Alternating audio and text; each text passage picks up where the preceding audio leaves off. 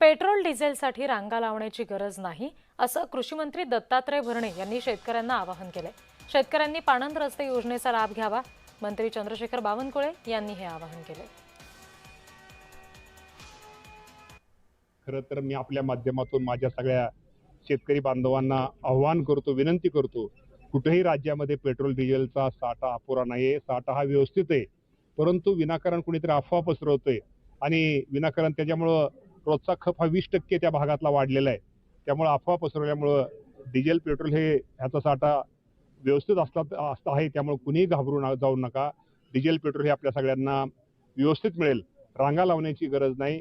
नेहमीप्रमाणे तुम्ही petrol diesel भरा, हे आपल्या माध्यमातून सांगतो आणि अफवांवरती विश्वास ठेवू नका। राज्यामध्ये मुख्यमंत्री बळीराजा पांधन रस्ते योजनाची सुरुवात झाली आहे।